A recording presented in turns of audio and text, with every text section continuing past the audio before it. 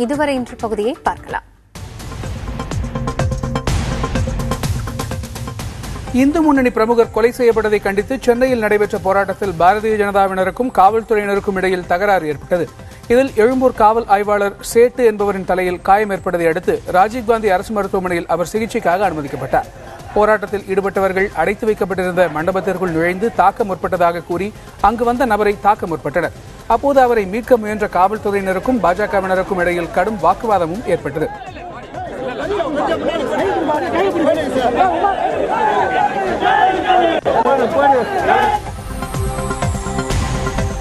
காரமடை அருகே பேராசிரியை பாலியல் வன்கொடுமை செய்து கொல்லப்பட்ட வழக்கில் குற்றவாளிக்கு தூக்கு தண்டனை விதித்து கோவை மகளிர் நீதிமன்றம் தீர்ப்பளித்துள்ளது.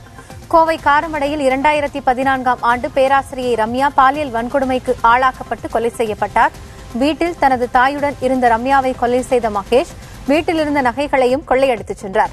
இந்த வழக்கில் 5 பிரிவுகளின் கீழ் பதிவு செய்யப்பட்ட குற்றச்சாட்டுகள் அனைத்தும் நிரூபிக்கப்பட்டதாக கூறி நீதிபதி மகேஷுக்கு தூக்கு தண்டனை விதித்து தீர்ப்பளித்தார்.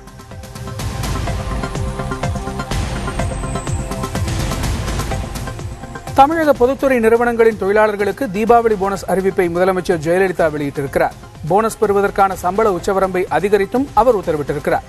லாபம் ஈட்டியிருக்கும் பொதுத்துறை நிறுவன தொழிலாளர்களுக்கு 8.33% போனஸ் மற்றும் 11.67% கருணைத் தொகை என்று மொத்தமாக 20% வரையில் போனஸ் வழங்கப்படும் என்று அரசின் அறிக்கை கூறுகிறது. அதே நேரத்தில் நஷ்டமடையும் பொதுத்துறை நிறுவன தொழிலாளர்களுக்கு 8.33% போனஸ் மற்றும் 1.67% கருணைத் தொகை சேர்த்து 10% போனஸ் வழங்கப்படும் என்று அறிவிக்கப்பட்டிருக்கிறது.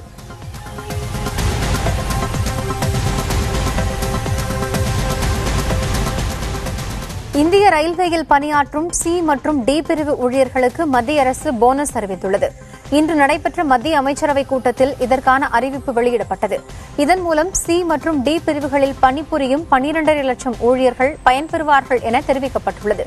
இந்த போனஸ் அறிவிப்பால் மத்திய அரசுக்கு 2091 கோடி ரூபாய் செலவாகும். இதன் மூலம் ஊழியர்கள் 78 நாள் ஊதிய தொகையை போனஸாக பெறுவார்கள் என அமைச்சரவை தெரிவித்துள்ளது. போனஸ் தொகையை வரும் தசரா பண்டிகைக்கு முன்னதாக வழங்கப்படும் என்றும் அறிவிக்கப்பட்டுள்ளது. உள்ளாட்சித் தேர்தல் ஏற்பாடுகள் தொடர்பாக மாநில தேர்தல் ஆணையர் சீதாராமன் தேர்தல் பொறுப்பாளர்களோடு சென்னையில் ஆலோசனை நடத்தினார். அப்போது பேசிய சீதாராமன் தேர்தல் பார்வையாளர்கள் களப்பார்வையின் போது பின்பற்ற வேண்டிய வழிமுறைகளை எடுத்துக் கூறினார். வாக்காளர் பட்டியல்கள் தேவையான எண்ணிக்கையில் உள்ளனவா என்று சரிபார்க்க வேண்டும் என்றும் பொறுப்பாளர்கள் மத்தியில் அவர் அறிவுறுத்தினார்.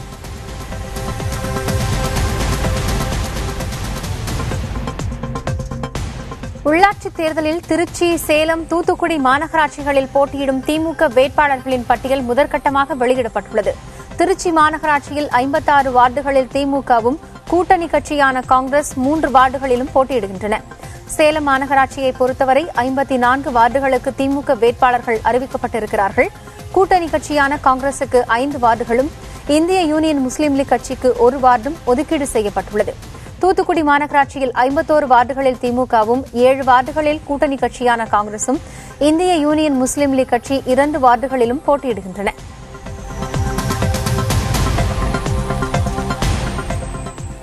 திருச்சி மாவட்டத்தில் இருக்கும் நகராட்சி, பேரூராட்சி மற்றும் மாவட்ட ஊராட்சிகளுக்கான திமுக வேட்பாளர் பட்டியலை அந்த மாவட்ட திமுக செயலாளர் கே.என். நேரு வெளியிட்டார்.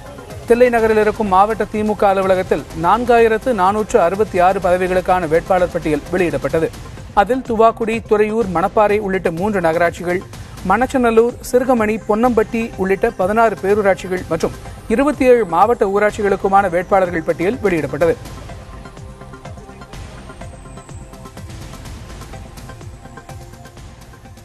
உள்ளாட்சித் தேர்தலில் தொகுதி ஒதுக்கீடு தொடர்பாக திமுகவுடன் தொடர்ந்து பேச்சுவார்த்தை நடந்து வருவதாக தமிழ்நாடு காங்கிரஸ் கமிட்டி தலைவர் திருநாவுக்கரசர் தெரிவித்துள்ளார்.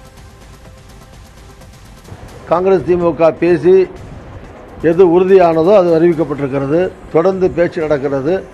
போல தமிழ்நாடு முழுவதும் மற்ற இடங்களுக்கு ஏறக்குறைய 22,000 எல்லாம் மொத்தம் 150 இடம் தான் சொல்றீங்க. அதில் காங்கிரஸ் கொண்டு அறிவிச்சிருக்காங்க. அங்கேயுமே மீத சில இடங்களில் பேசிட்டு இருக்காங்க. இன்னும் 20,000 இடம் இருக்கு. இந்த 20,000 இடங்களில் பேச்சுவார்த்தை நடக்கிறது, தொடர்ந்து நடக்கும். பேசிக்கொண்டிருக்கிறது இப்பதான் அங்கங்க பேசிக்கிட்டு இருக்காங்க. முதல் பட்டியலில் பேசி முடிவானவை வந்திருக்கிறது. சென்னை நந்தம்பாக்கம் 158வது வார்டு அதிமுக வேட்பாளரை மாற்ற வேண்டும் என்று கோரி அக்கட்சியினர் சிலர் செல்போன் கோபுரம் மீது ஏறி போராட்டத்தில் ஈடுபட்டனர். நந்தம்பாக்கம் வர்த்தக மையம் எதிரே இருக்கும் 2 செல்போன் கோபுரங்கள் மீது 3 அதிமுகவினர் ஏறி போராட்டத்தில் ஈடுபட்டனர். 158வது வார்டு பெண்களுக்காக ஒதுக்கப்பட்ட நிலையில் தற்போது அந்த வார்டில் ஏற்கனவே கவுன்சிலராக இருக்கும் ராஜசேகரின் மனைவி கவிதாவை வேட்பாளராக அதிமுக அறிவித்திருக்கிறது. அவரை மாற்றி அதிமுக வட்டச் செயலாளர் பர்மா கண்ணனின் மனைவிக்கு வாய்ப்பு கொடுக்க வேண்டும் என்று போராட்டத்தில் ஈடுபட்டவர்கள் கோரிக்கை வைத்தனர்.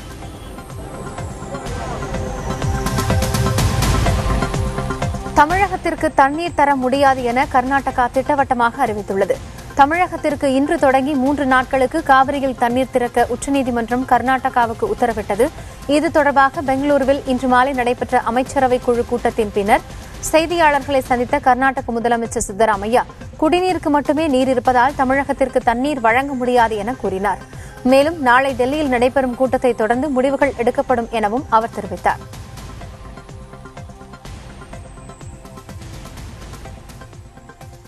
ಎರಡೂ ರಾಜ್ಯದ ಎಕ್ಸಿಕ್ಯೂಟಿವ್ ಹೆಡ್ಸ್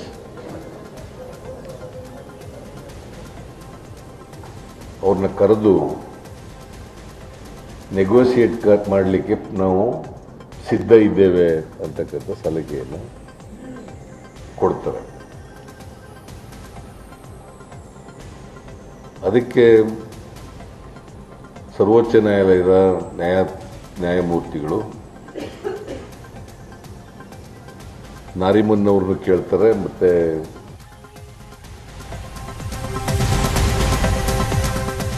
காவிரி விவகாரத்தில் நாளை மத்திய அரசு முன்னிலையில் தமிழக மற்றும் கர்நாடக மாநில உயரதிகாரிகளின் கூட்டம் நடைபெற இருக்கிறது. காவிரி விவகாரத்தில் 2 மாநில அரசுகளையும் அழைத்து பேச்சுவார்த்தை நடத்த உச்சநீதிமன்றம் மத்திய அரசிற்கு உத்தரவிட்டது. இந்த நிலையில் நாளை டெல்லியில் 2 மாநில உயரதிகாரிகள் கூட்டம் நடைபெற இருக்கிறது. தமிழகம் சார்பில் அமைச்சர் எடப்பாடி பழனிசாமி மற்றும் தலைமைச் செயலாளர் உள்ளிட்ட அதிகாரிகள் இதில் பங்கேற்பதாக டெல்லி புறப்பட்டு சென்றிருக்கிறார்கள். அதேபோல கர்நாடகா சார்பில் 5 பேர் கொண்ட குழுவினர் பங்கேற்கின்றனர்.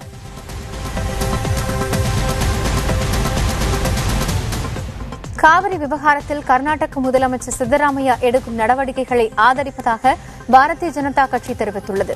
பெங்களூருவில் மாநில பாரதிய ஜனதா தலைவரும் முன்னாள் முதலமைச்சருமான எடியூரப்பா இதனை தெரிவித்தார். கர்நாடக அணைகளில் குடிப்பதற்கே நீர் இல்லாத நிலையில் தமிழகத்திற்கு தண்ணீர் திறந்துவிட இயலாது என்று சட்டப்பேரவையில் ஒருமனதாக தீர்மானம் நிறைவேற்றப்பட்டதாக அவர் கூறினார்.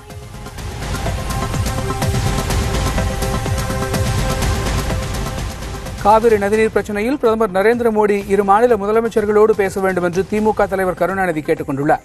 காவிரி விவகாரத்தில் கர்நாடகத்திற்கு ஆதரவாக அமைச்சர் உமாபாரதி கருத்து கூறியிருக்கும் நிலையில் அவருடைய தலைமையில் இந்த கூட்டம் நடைபெற இருப்பதாக தகவல் வெளிவந்திருப்பதாக அவர் தெரிவித்துள்ளார். பிரதமர் நரேந்திர மோடி தலைமையிலேயே காவிரி பற்றிய பேச்சுவார்த்தைகள் நடைபெற்று சுமூகமான முடிவு காணப்பட வேண்டும் என்றும் கருணாநிதி வலியுறுத்தியுள்ளார். உச்சநீதிமன்ற உத்தரவை மதித்து காவிரியில் தண்ணீர் திறந்துவிட வேண்டும் என்று கர்நாடக அரசை மத்திய இணையமைச்சர் பொன் ராதாகிருஷ்ணன் கேட்டுக் கொண்டுள்ளார். கர்நாடக அரசாங்கம் அவற்றையெல்லாம் தடுக்க வேண்டிய பொறுப்பில் இருக்கக்கூடியவர்கள், தமிழகத்திற்கு தண்ணீர் தர வேண்டிய கடமையில் இருக்கக்கூடியவர்கள், இந்த 2யுமே அவர்கள் கடைபிடிக்க வேண்டும். மரியாதைக்குரிய கணேசன் அவர்கள் பாராளுமன்றத்தினுடைய மேலவையினுடைய உறுப்பினராக வரும்போது தமிழகத்தினுடைய வளர்ச்சி திட்டங்களுக்கு மேலும் அதிகப்படியான உதவிகரமாக அமையும்.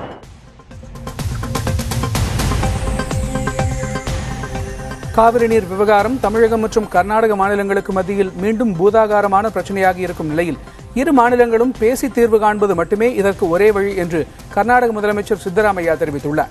தமிழகத்திற்கு 3 நாட்களுக்கு வினாடிக்கு 6000 கன அடி நீர் திறக்க உச்சநீதிமன்றம் உத்தரவிட்டிருக்கும் நிலையில் ஆங்கில பத்திரிகை ஒன்றுக்கு சித்தராமையா விரிவாக ஒரு பேட்டி அளித்திருக்கிறார்.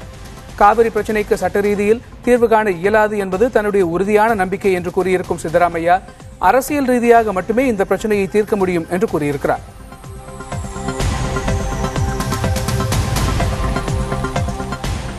விவசாயிகள் பெற்றுள்ள அனைத்து கடன்களையும் தள்ளுபடி செய்வதுடன் புதிய கடன்களை வழங்க மத்திய மாநில அரசுகள் நடவடிக்கை எடுக்க வேண்டும் என அனைத்து விவசாயிகள் சங்க ஒருங்கிணைப்பாளர் PR பாண்டியன் வேண்டுகோள் விடுத்துள்ளார். மன்னார்குடியில் செய்தியாளர்களை சந்தித்த அவர் இதனை தெரிவித்தார். விவசாயிகளை பாதுகாப்பதற்கு விளைநிலங்களில் விவசாயத்தை குறுவை இழந்து விட்டார்கள், சம்பா இழந்திருக்கிறார்கள். இந்த நேரத்தில் விவசாயிகள் தற்கொலையிலிருந்து பாதுகாக்க வேண்டிய பொறுப்பு மத்திய மாநில அரசுகளுக்கு இருக்கிறது. எனவே தேசியமயமாக்கப்பட்ட வங்கிகள், கூட்டுறவு வங்கிகளில் கடந்த காலங்களில் பெறப்பட்டிருக்கிற கடன் நிலுவை முழுவதையும் தள்ளுபடி செய்வதோடு புதிய கடன் வழங்குவதற்கான நடவடிக்கை மேற்கொள்ள வேண்டும். தமிழகத்தில் அடுத்த 24 மணி நேரத்தில் மழை பெய்ய வாய்ப்பிருப்பதாக சென்னை வானிலை ஆய்வு மையம் தெரிவித்திருக்கிறது.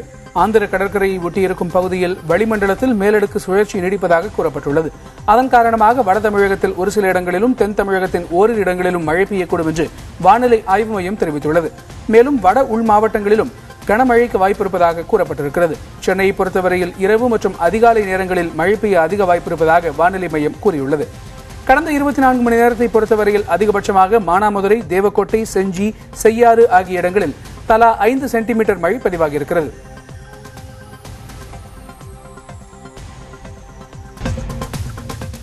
ஆந்திர மாநிலம் ஹைதராபாத்தில் கைதி ஒருவரை டான்ஸ் ஆட வைத்து காவல்துறையினர் ரசித்த சம்பவம் சர்ச்சையை ஏற்படுத்தியிருக்கிறது. மோசடி வழக்கு ஒன்றில் கைது செய்யப்பட்டவரை காவல் நிலையத்திற்கு அழைத்து வந்த காவல்துறையினர் அறை ஒன்றில் குத்துப்பாடலுக்கு நடனமாட வைத்து ரசித்து மகிழ்ந்தனர். காவல் நிலையத்தில் உள்ளவர்கள் எல்லோரும் கைத்தட்டி சிரித்து மகிழ்ந்தனர். காவல்துறையினர் கைதி ஆடிய நடனத்தை செல்போனில் பதிவு செய்தும் கொண்டனர். இந்த வீடியோ காட்சிகள் தற்போது வெளியாகி சர்ச்சையை ஏற்படுத்தியிருக்கிறது.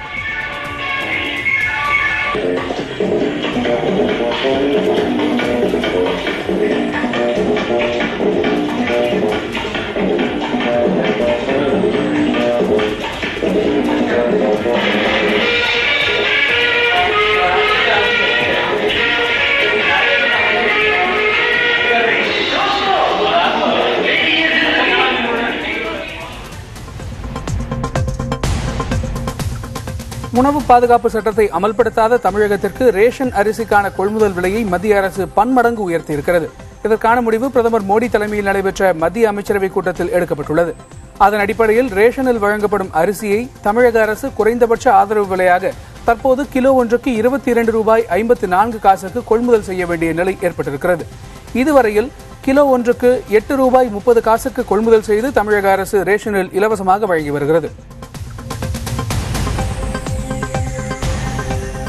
இந்தியா உள்ளிட்ட 4 நாடுகள் புறக்கணிப்பால் சார்க் மாநாட்டை ஒத்திவைப்பதற்கான நெருக்கடி ஏற்பட்டிருப்பதாக தகவல்கள் வெளியாகியிருக்கின்றன. நவம்பர் மாதம் இஸ்லாமாபாத்தில் நடைபெறும் சார்க் மாநாட்டில் பங்கேற்கப் போவதில்லை என்று இந்தியா நேற்று அறிவித்தது. உடனடியாக இந்தியாவிற்கு ஆதரவாக ஆப்கானிஸ்தான், வங்கதேசம், பூட்டான் ஆகிய நாடுகளும் சார்க் மாநாட்டை புறக்கணிக்கப் போவதாக அறிவித்தன. இது பாகிஸ்தானுக்கு கடும் நெருக்கடியையும் அதிர்ச்சியையும் ஏற்படுத்தியுள்ளது.